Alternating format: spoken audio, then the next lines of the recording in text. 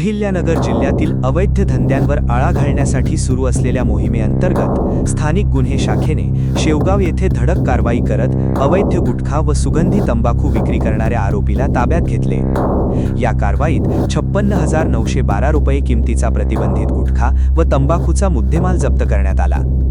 Police अधीक्षक मुम्मका सुदर्शन यांच्या आदेशानुसार व पोलीस निरीक्षक संतोष मुटकुळे यांच्या नेतृत्वाखाली सपोनी हरीश भोये तसेच स्थानिक गुन्हे शाखेच्या पथकाने 2 जुलै रोजी शेवगाव पोलीस ठाण्याच्या हद्दीत पेट्रोलिंग सुरू असताना गुप्त माहितीच्या आधारे कारवाई केली।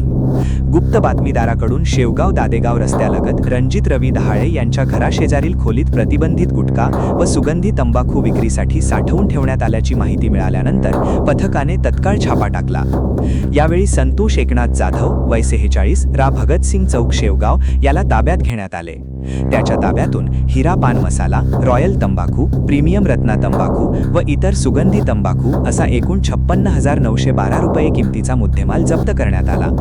या प्रकरणी स्थानिक गुन्हे शाखेचे पोलीस अंमलदार किशोर शिरसाठ यांच्या फिर्यादीवरून शेवगाव पोलीस ठाण्यात गुन्हा क्रमांक 557/2026 दाखल करण्यात आला असून भारतीय न्याय संहिता 2023 व अन्न सुरक्षा मानके कायद्यानुसार गुन्हा नोंदविण्यात आला आहे। पुढील तपास शेवगाव पोलीस करत आहेत। प्रतिनिधी विजय मगर।